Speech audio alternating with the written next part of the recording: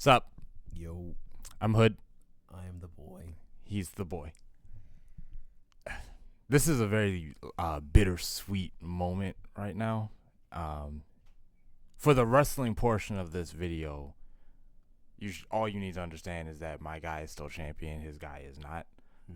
Um, I am both, speaking for myself, I'm both happy about that and sad.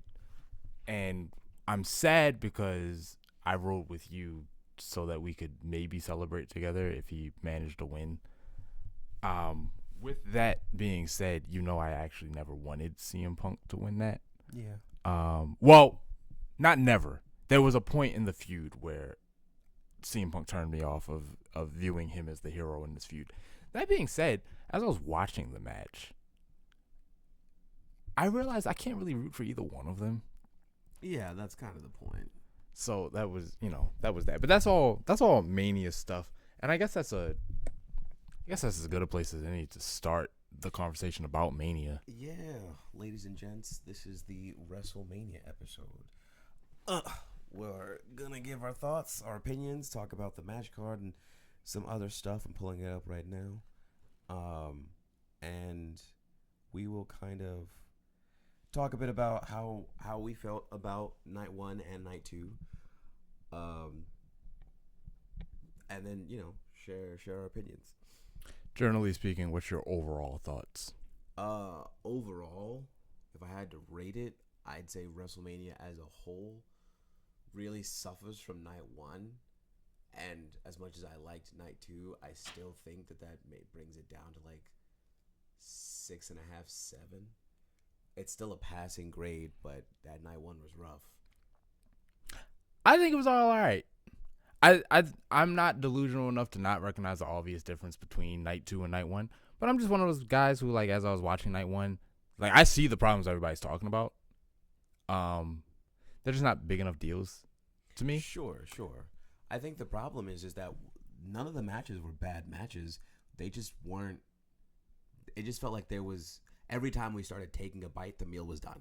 I would argue there's one bad match. Really? Yes. I think, I don't even think it's a question of the match time, because I see what you're saying. I think you can make good, quick matches. And if you need any example, honestly, you just look at the first match of night 2. Sure.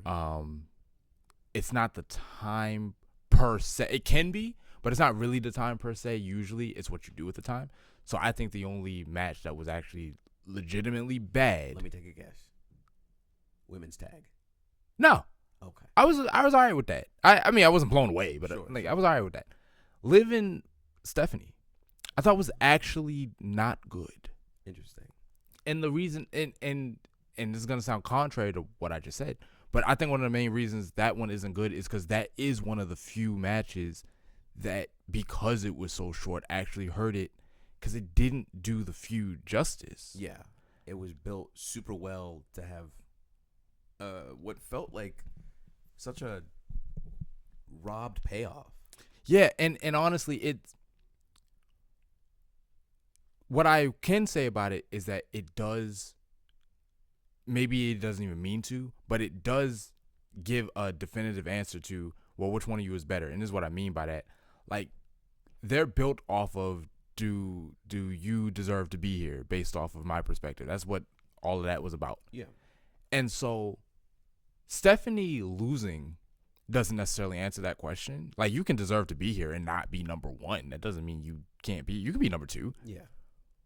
But losing that quickly, was your victory a fluke? You know what I mean? Like, if somebody is challenging your standing here, then you got to put up a hell of a fight, even if you come up short. Well, okay, so I have a bit of an issue with that, because her match with Io was pretty long, and while we haven't seen Io, or maybe we haven't, I don't remember. While we haven't seen Io and Liv fight, to my knowledge, like, she barely squeaked out a win against Io. I don't think her losing so quickly is necessarily a matter of power. Taking the real world reasons out of it, I think, for better or for worse, she did get jumped, right? Like, you had the Judgment Day girls out there. They caused that distraction. And even when she was, she turned around and she was about to get back into it, she got hit with the Oblivion and then was taken out. Like, I just don't personally feel like it was. I personally don't think it's a fair representation of who's better, because if by that logic Liv is better, Liv is only better because she had help. I'm not saying Liv is better. I'm saying that in the context of this particular story of, I am saying to you, you don't belong here, and you're saying to me that I don't belong here, then if ever a quality of the match is what will prove whose thesis is right, it's this one. Like when you look at the Roman and Punk match, right? The line "you're old" really comes back to bite in the butt, because in the match being so long and both of them giving it their all, it ultimately comes down to the fact that Roman is younger. That's why he's not necessarily better, but it wasn't a question of whether he was better. It was, can Punk hold the weight? And in terms of skill, yeah. But he just didn't have enough left. You know what I mean? And that story would only work if the match was long and it ultimately came up to his body failing him. Because that's not a question of like, you're not better than me because you were born later. You were just born later. Yeah.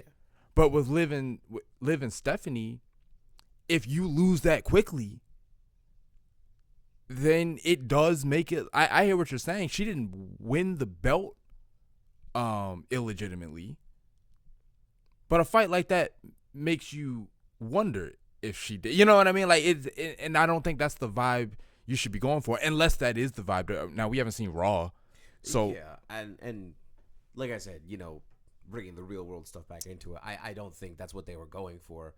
I just think there was poor timing, poor planning, poor booking, and WWE wanted to pander more towards sales as the corporation, as the business that they are, and less about the match timing, the actual wrestling that we came to see. Fair enough. And so, since that's going to be a recurring theme in a lot of these matches, I guess we can go ahead and get into it. Which I know we're doing Usos and LA Knight and Vision. That was the first match. Mm-hmm. So, I quickly, all right. I thought it was all right. Yeah. Like you said, general disclaimer, a lot of the problems with night one is this match was either too short or there was just more left to be explored. This one, yeah, solid match. It was cool to see IShowSpeed do his thing. He had a few moments where he actually almost kind of felt like he belonged there. You kind of pointed it out when he did his spot post match, where it's like you can tell who's been doing this for a while, or even if it's not for a while, you can tell who's like more just used to and comfortable versus someone who's an amateur. Like, not this is necessarily a fair comparison, because Javon Evans is a freak of nature, but Javon Evans is not. He's not even old enough to drink yet. Yeah, but he also hasn't. I think it's absolutely a fair comparison, because he's not somebody who had a big enough name so he trained for a few months to get ready for one particular match. He's trained for years. So even though he's young and he might not be as perfect as the veterans, he does have years of training under his belt, unlike IShowSpeed. So you would see the difference between the two of them, just because one of them was specifically bred for it. And that's not a diss to IShowSpeed. I mean, that's not his craft. No, but that's what I was saying. Like, I was like, it's not necessarily a fair comparison, but you take someone like Javon Evans, who can do all this crazy stuff for as young as he is. Same thing with IShowSpeed, and you look at IShowSpeed, and it's like, oh yeah, you're both relatively new to this, but you can tell one person is way newer to this than the other person. We're saying the same thing. Well, I guess that's where minor difference. We'll look past it. We'll look past it. Yeah, I didn't. You'll find that with a lot of the night one matches, I didn't have a whole lot to say, because I'm there with y'all, and I like wrestling, and WrestleMania is great, and unless it's just absolutely abhorrent, yeah, that's enough for me. Yeah. So it's like I got to the end of that match and I was like, all right, cool. You know, nothing stupid happened, so Yeah. we're cool. We can go on to the next one. So if you have anything left to say, and I'm not rushing through. I'm just those are my honest thoughts about a lot of that stuff. I was just, No. all right. Yeah, I mean, hopefully, I Show Speed is no longer cursed. Although if he is, more hilarity comes from it. Next up was Fatu and McIntyre. A lot of the chatter online is people are upset that the match was not as violent as it should be. I know you don't particularly care for extreme violence in these kinds of matches, so I'm assuming for you it was a decent match. Yeah, it was fine. I do give credence to that criticism if you're gonna go out of your way to do the unsanctioned thing. Right. You know what I mean? Like it's and you're right. My relationship with violence is I don't want it to be gratuitous. Sure. I don't want to see you bloody and whatever just because you think blood is cool. But there's a time where the story calls for the violence. Mm-hmm. Like if I sit down and watch Passion and the guy's got a couple scrapes and bruises, you don't understand the crucifixion. You know what I mean? So if I'm seeing brutality there, I'm like, that's where I should see it. Right. And in this match, the fact that I didn't see a whole lot of violence kind of undercuts your WWE is saying we don't want to be held liable for what happens to y'all, so we're not signing off on this. And then I watched the match. I'm like, what happened to y'all that didn't happen to anybody else on tonight's card? Right. You know what I mean? So I don't know. Again, it's not like the in-ring was not good. It's not like they didn't put on a show. It's just you could have just done a no DQ or right. It was just like a street fight or something. Yeah, it's some kind of stipulation that would allow them to use. I don't know. Like, and maybe they wanted to be family friendly. I don't know what it is. But I will say at the very least it was worthy of the hatred they had for each other. At least they were, you could tell these characters do not like each other and they wanted to brutalize each other as best they could. But then I think back to like Drew and Punk, which might not be a fair bar because that's about as high a bar as you can get. Unless you're talking about Punk and Rollins. But even with Punk and Rollins, like the reason I compared it to Punk and Drew is because Punk and Rollins do have the same seething hatred, but they didn't do the same things to each other. Sure. Drew and Fatu were physically assaulting each other and beefing for months. Yeah. So now I'm open to the idea that it might not be over, in which case if this unsanctioned match is where we start, it's a perfect place to start. If it's where we end after all of that's as violent as the match got, I think it's a little underwhelming.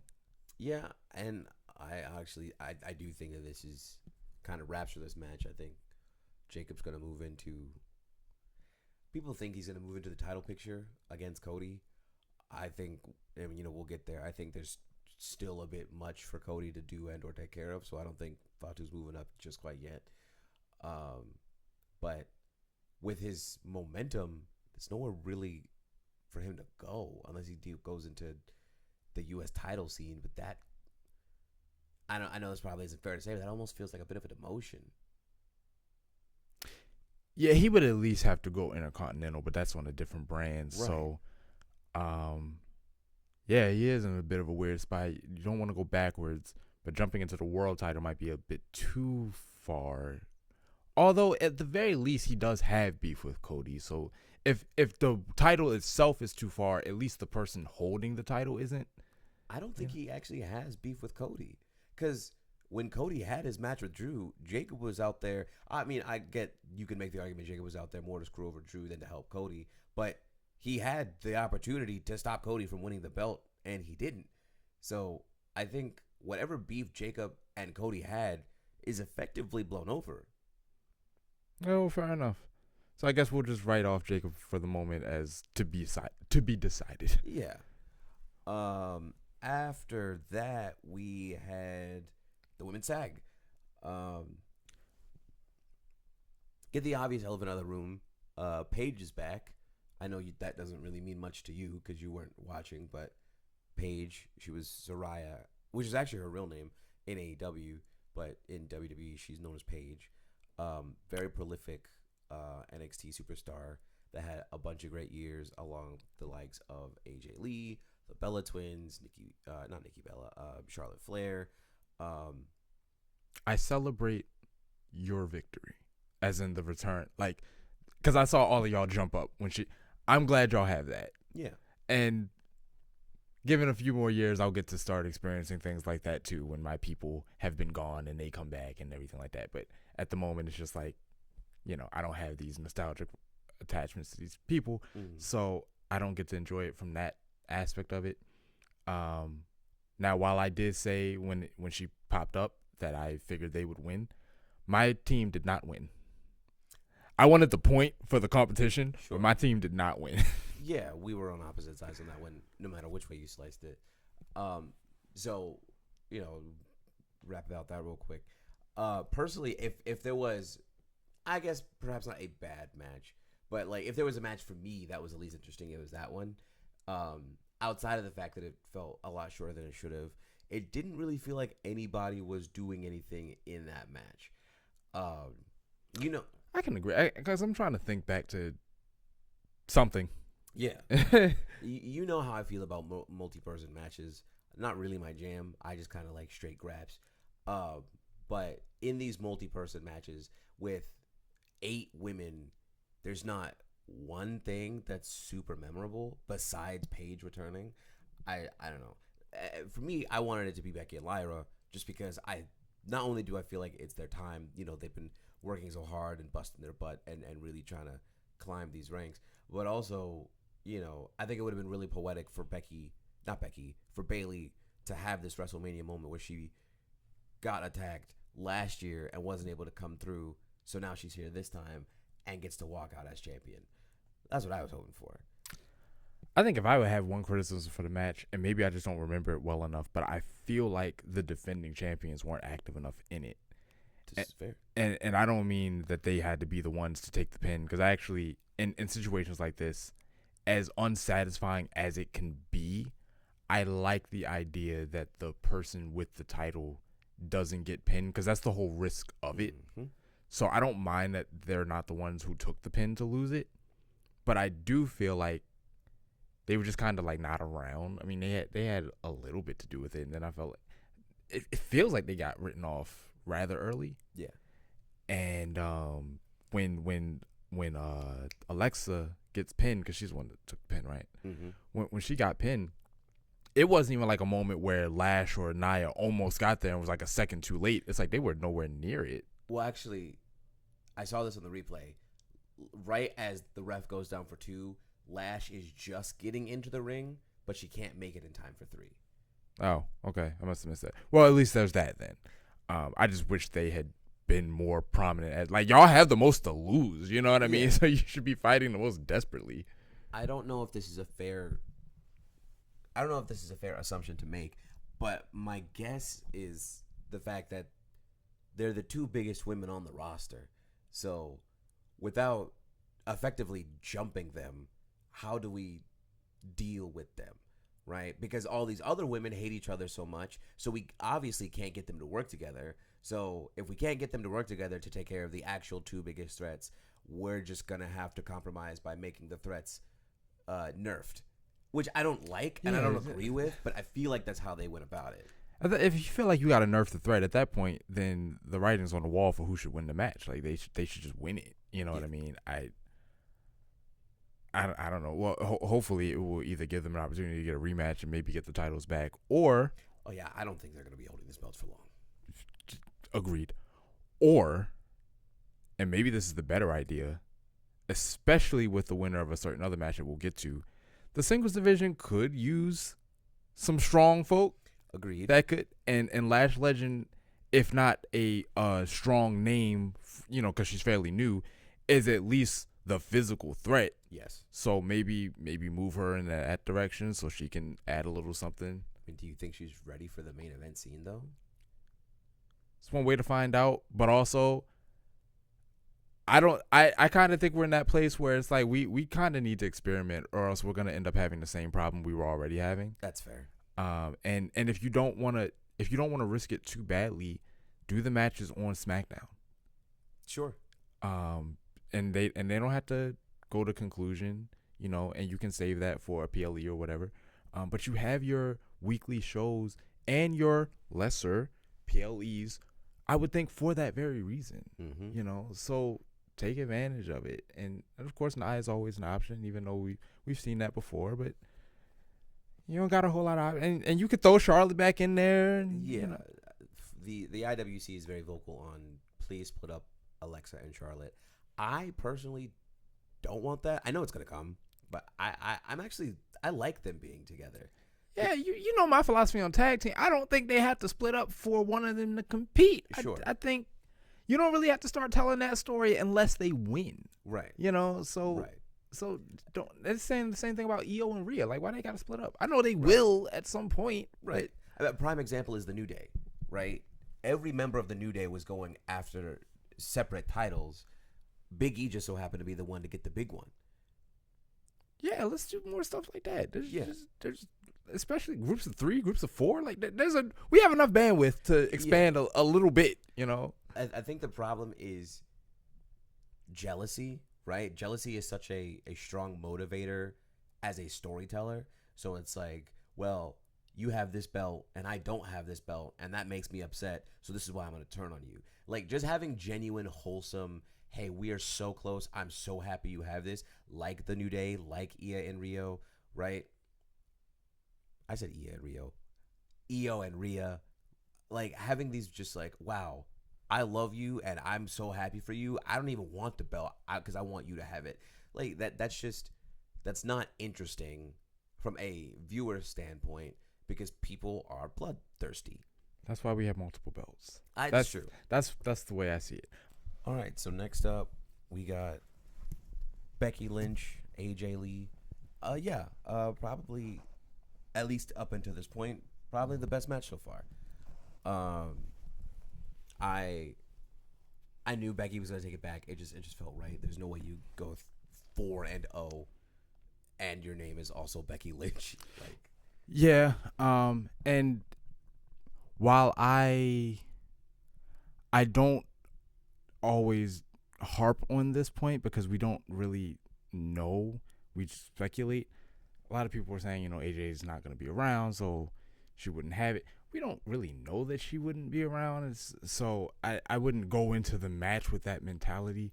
It just seemed like narratively it made more sense for Becky to win it. Yeah.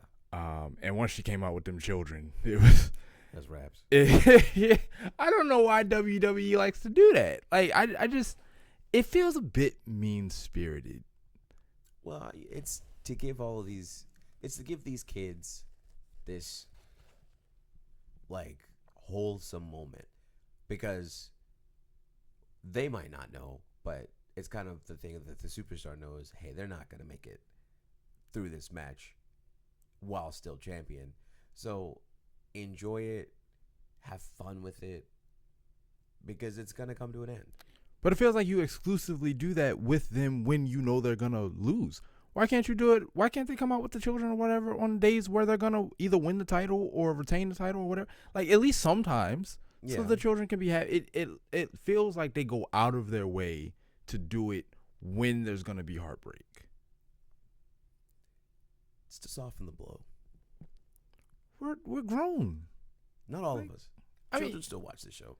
True, but honestly, like, if I was a kid watching that would make me even more sad because I'd be thinking about them kids. Like, are they in the back crying? Like, I don't know what their relationship is. Sure. Maybe they don't care. Maybe they're on a field trip. I don't know. But, it's kind of coordinated. So I imagine at the very least they've worked on this for a couple days. So they probably have some attachment to the girl. Yeah. Yeah. But in terms of the match itself, I mean, like, it felt like it had the right amount of time given to it. It felt like the way it ended appropriately. Like, Becky did cheat. Mm-hmm. And AJ, after washing her 3-0, probably does need to get screwed out of the win because that's believable. Yeah. I'm glad Becky didn't tap out because when she got her in that whatever the move was, the Black Widow, I was like, okay, if you tap now, you can't go after this again. Like, you have to leave. Just try something else. So when she got and she also I believe she didn't break it. She got the rope, right? Yes. Okay. So there's also that because you're not saying that she magically learned how to get out of it. Although somebody like Becky, I would imagine would not magically but would have learned how to get out of it if she had consistently lost to it. You know what I mean? But that, minor details. Yeah. So that didn't take her down and then she just used the turnbuckle, won like a heel. That's cool. If heels do what heels do. Yeah. AJ was sad though. Like they really played up AJ's disappointment. Like she looked devastated, bro. Well, yeah. I mean, I think, if this is she's gonna be gone, for a little bit. This is probably her just coming to terms with that. Just like, hey, I've really enjoyed my time here. I'm gonna go take some time off, but I'm gonna miss it, and you'll see me when you see me. And I think that could, like, even if you know that you're gonna do something like that, that could still be really heartbreaking. Well, yeah, I mean, if that's what the motivation is, then absolutely, I agree. One thing I mean to talk about anytime we're talking about a returning superstar or whatever, it always kind of I wonder why when someone comes back, we're quick to assume they're supposed to be here for the long term. Like when when AJ first returned and she wasn't seen again for a couple months and whatever, and people are like, well, her return has been really underwhelming. Her run this time has been, and I was like, well, who said she was gonna have a long run? I just don't. She didn't cut a promo saying I'm gonna be here in and out, and y'all are gonna see me for the next couple of years. They didn't give you that expectation. Sometimes you're just a guest star. Like I remember when Lita came back, in 23, and she wrestled all the way up from when she came back to Mania. Then she got jumped like the day after, and that was it. Yeah. Well, interestingly enough, I haven't seen a women's retirement match. I was just thinking that like yesterday. I was like, I've never seen, and I guess you're saying you've never seen it either. Yeah. So maybe because it happens a lot with female superstars where this woman, she comes back after being gone for a while and is like, yeah, she's gonna be here. She's gonna give her blood, sweat, and tears, all this yada yada yada, whatever. And to be fair, we as the fans perhaps have that expectation because that precedent has been set by people like Charlotte, by people like Naomi, who maybe not Charlotte because Charlotte's been with the WWE, but people who have taken an extended hiatus, or people like Naomi who just kind of left entirely and came back, and then effectively just became workhorses. Even Alexa Bliss, she came back, she was gone for a little bit, and then she just showed up again, and she's just been there this entire time. I think there is an expectation set by previous examples where it's like, okay, yeah, these people are gonna be here and they're gonna stay. But you're right. That's not always the case because sometimes people come and they're here for like a week or two and then they bounce, and then other people are workhorses, right? I think of Rusev. Rusev is a character that was gone for a little bit, came back, had a really solid run with Sheamus, disappeared for a little bit, and now they've just been kind of trying to find stuff for him to do. I think that's the other thing is sometimes there's just not really much for them to do because they are coming back in a time where all of these divisions are already booked up.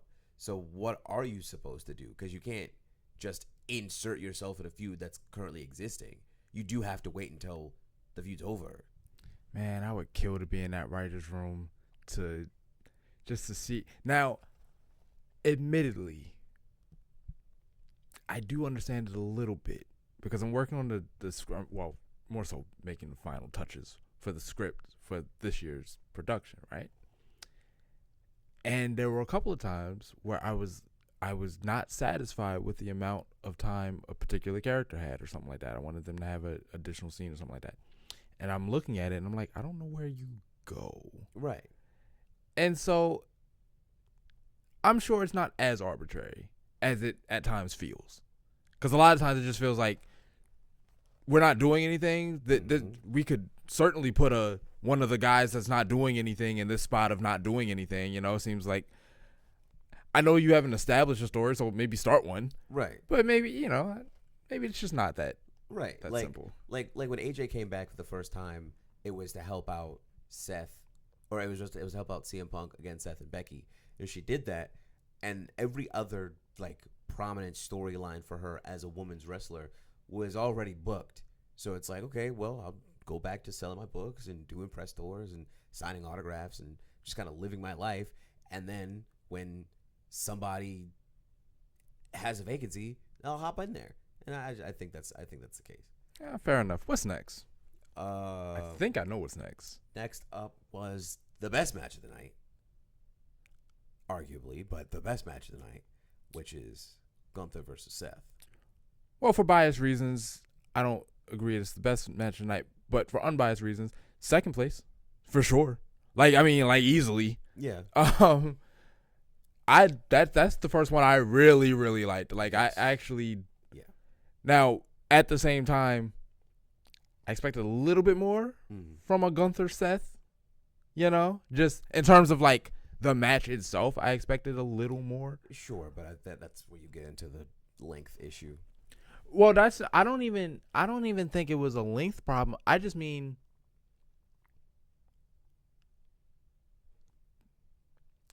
I'm not gonna say the match didn't have the sauce, because it did. It didn't have enough sauce. You know what I mean? Like just a few too many fries for the amount of ketchup you poured. You know what I'm saying? Like it's there, and it's good. It's really good. It's just if you would just one more squirt, and we would have been all right. Yeah. That's me. That's just me.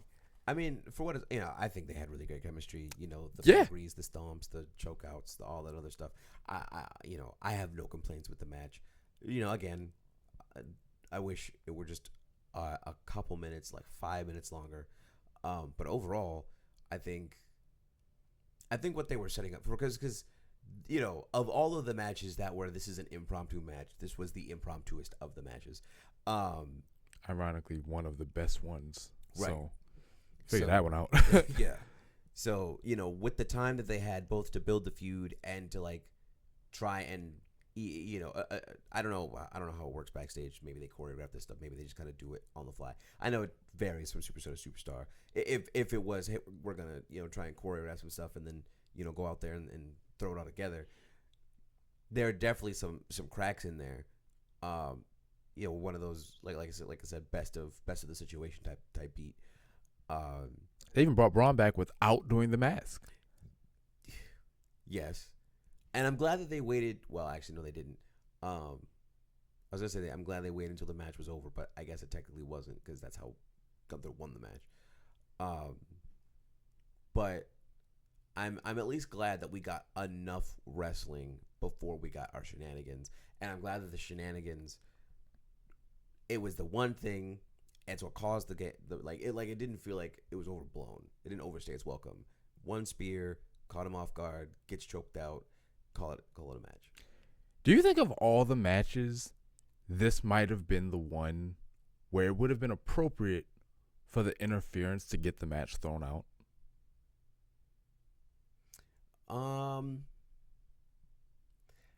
No. And the only reason I say that is because Gunther's whole thing is, I want a favor from Paul Heyman. What that's going to be, I don't know. But in order to receive that favor, you kind of have to win that match, and having the interference throw that out invalidates that. And I don't feel like Paul Heyman should be allowed to walk scot-free, in the sense that with him being as like slimy of a character as he is, him getting into bed with Gunther should come with repercussions, because it's Gunther. So I think Paul Heyman should have to answer for that. Fair enough. I'm not looking forward to another favorite storyline, especially I hate the idea of what people think it will be, and I'm asking WWE personally, don't do that. I can't talk about it yet because we haven't gotten to that match, but don't do that, please. I highly doubt it's going to be that, and I'm just along for the ride, because I'm almost positive that that's not, especially because once we get there, that was unscripted. Like, that wasn't supposed to be what happened. Yeah, I did hear that. So I don't think it's that. Next up, Liv and Stephanie, which we more or less talked about. Yeah. Not to me, not the best match in the world, but it's not the worst, I guess. As much as I wanted Stephanie to lose the title, and I did, and she did, so cool. They had so much potential, man. That should have been a certified banger. Yeah, I one could make the argument that given the skill between both women and how well they built that feud, that should have been the best women's match of both nights, and it wasn't. Yeah, it might just had. Yeah, you might. Yeah, you're right. Because I was thinking, because Rhea's a heavy hitter in the ring, and Jade, though I have always believed she's a heavy hitter in the ring, she's not Stephanie. Yeah. So fair enough. It should, in theory, on paper, it should have been, and I think it was the weakest women's anything. Yeah. So that, I hope they run it back. If for no other reason, then that can't be the one. Right. That I don't want that to be what it's remembered for. Right. And then we move on to the main event of night one, which was Cody Rhodes versus Pat McAfee. And as funny as that is, credit where credit is due, no, it was not. They settled that issue right away. Yeah. It's Cody Rhodes versus Randy Orton for the undisputed heavyweight champion, or the undisputed championship. They're doing their intros. Pat McAfee blindsides him. They start jumping him. Then Cody gets the better of him, throws him out of the ring. Then Jelly Roll just like apparates into the match, body slams him through a table, looks at Cody and says, "All right, now fight on your terms." And then we get a really good match. My second favorite match of the night. Very slow, very methodical. Randy Orton does a really good job of selling his back injury, playing possum, making you think that he's actually in pain, which he's always been really good at that. Kind of, for less of a kayfabe way, I think, to kind of give Cody the opportunity to be a bit more vindictive, because that's what people want. If not the heel turn, they at least want Cody with some bite to him. So Cody playing, or Randy playing up on that, I think offers Cody the ability to do that.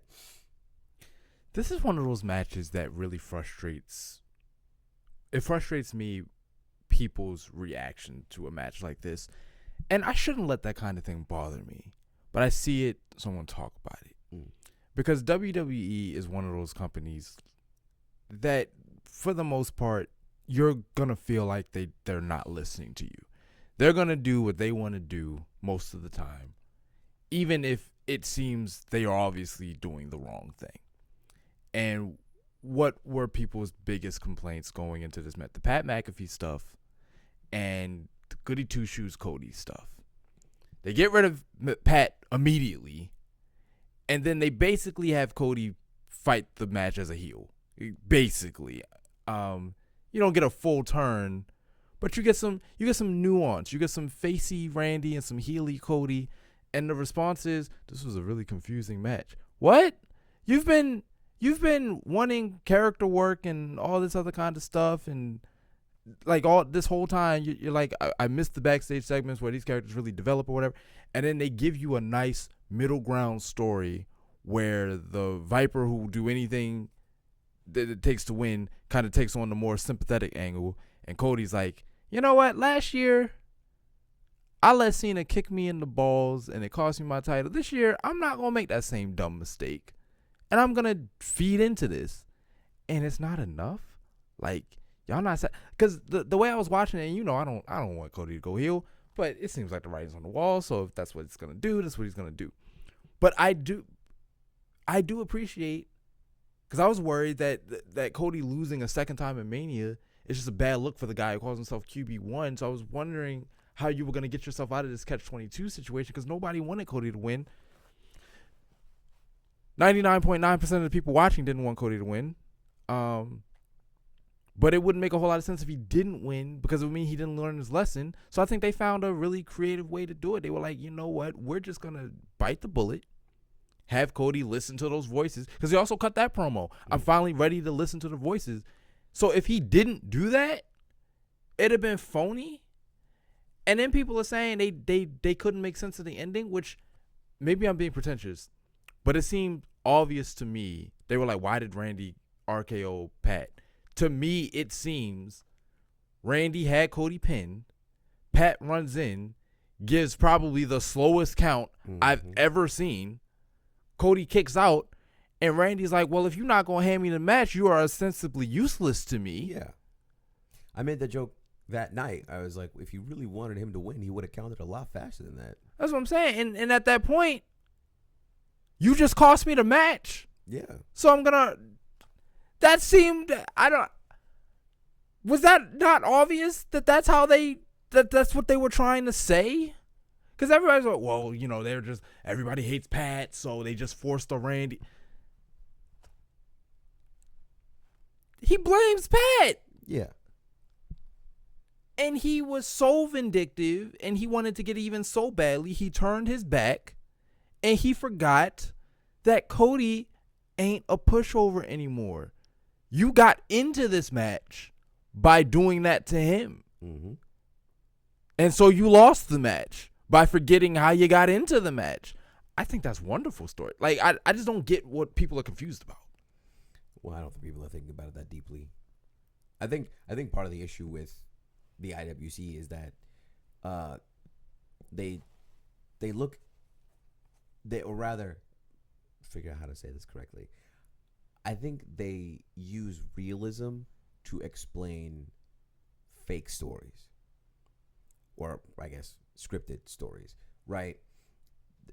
Everybody is like, well, this doesn't make sense because why would Randy turn face and, you know, Cody turn heel when yada yada yada? And it's just like, well, I don't actually think that Randy did turn face. I don't think that Cody did turn heel.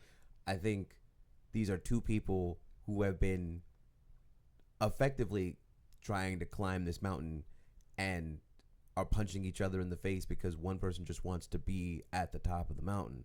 And in order to do that, if I have help, then I want my help to help me. My help didn't help me. My help hurt me. So me being the character Randy Orton, who turns his back on literally everyone, I'm going to take you out. And Cody was like, oh, cool. I'm going to use this opportunity because if I don't, because I'm not dumb, then I might not get another one. Yeah, and given that Cody has lost his title, both times he's lost his title, it's been because he was the good guy. You could argue that every title he's held since his return is for that reason. Because even when he had the tag titles, the reason he lost the titles is because the Judgment Day interfered and they didn't have Kevin Owens there to even out the odds. The reason they didn't have Kevin Owens there to even out the odds is because he cashed in all his chips to get Jay out of a bad situation, to get him on Raw instead of SmackDown, where his toxic family could do whatever they were doing to him. But that caused the trade. Kevin Owens is the guy who had to go to SmackDown for that. So Cody, being the good guy, bit him in the tail then. It bit him in the tail at WrestleMania against Cena. It bit him in the tail when Drew got involved. When Jacob got involved with Drew. So, like, he's constantly kind of screwing himself over. And so he, not intentionally, but, you know, he just doesn't know when to go, I deserve to win too if I can. Mm-hmm. And so tonight it's like, yeah, I see you bleeding, but I really don't give a fuck.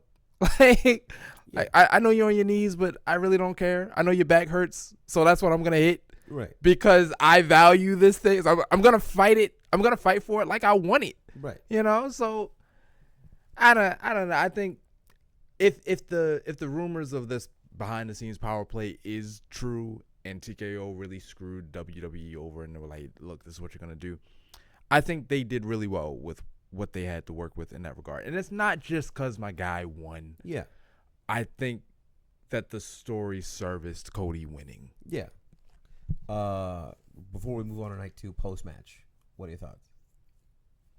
Oh, what, Randy punting it? As somebody who wasn't around for the heel Randy back in the day, I'm glad I got to finally see a real-life punt. I understand why they stopped doing it, because Jesus. Yeah. The idea that, well, if they were going to do that, why didn't he just win? They didn't do that because he reacted that way because he didn't win. Right. So.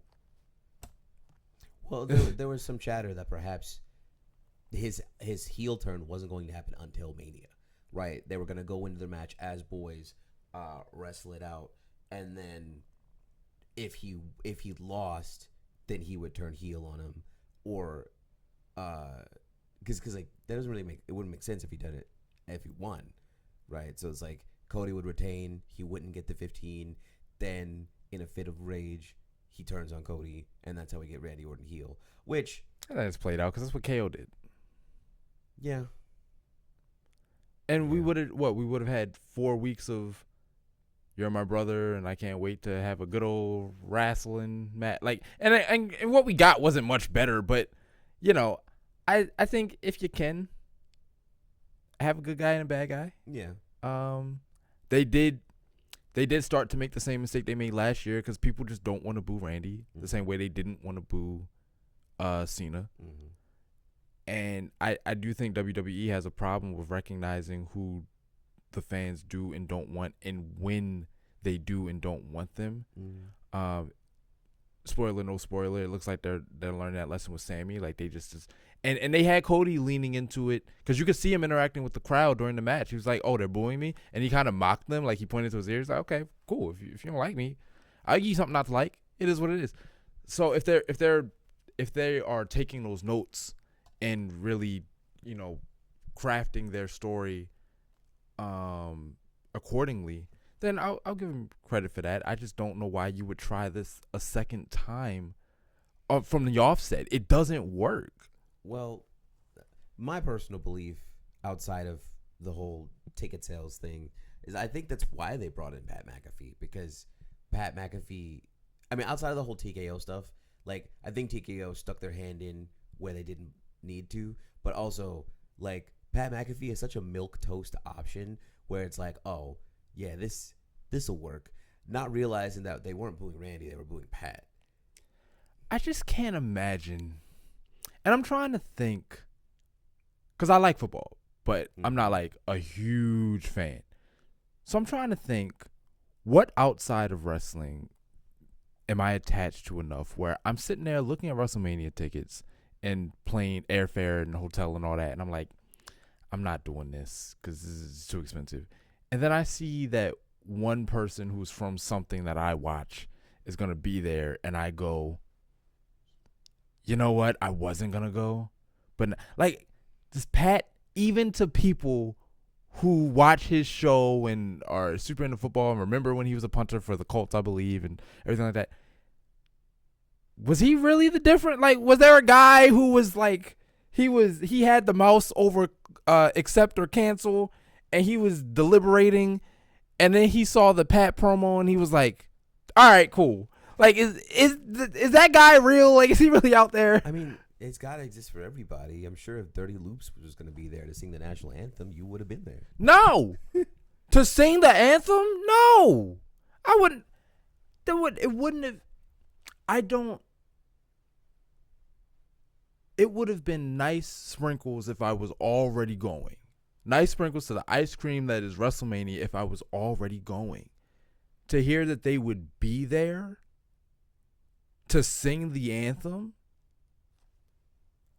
I don't know. Because the reason I'm debating going is because of what it costs to go. Mm-hmm. And everything I got to do to go. Now, unless the tickets I am trying to get are in the front row, meaning that if Pat McAfee is there, I'll be right up on him, then I don't really see what the difference is between seeing him on my screen and seeing him from the nosebleeds. In fact, actually, I do see the difference. If I watch him at home, I'll see him. I mean, you'll see him on the big Jumbotron. If I got to watch him on the TV, I'll just watch him on the TV. That's fair. But, I mean, you also have, like, there are people who have grown, who just have, like, fun money. That's true. I accept that, but I would imagine the people who have fun money were going anyway. That's fair. The thing I'm struggling with is he the difference maker? No, I don't think it's necessarily that Pat's the different maker. But also, he did have discounted nights for night one. No, the company did.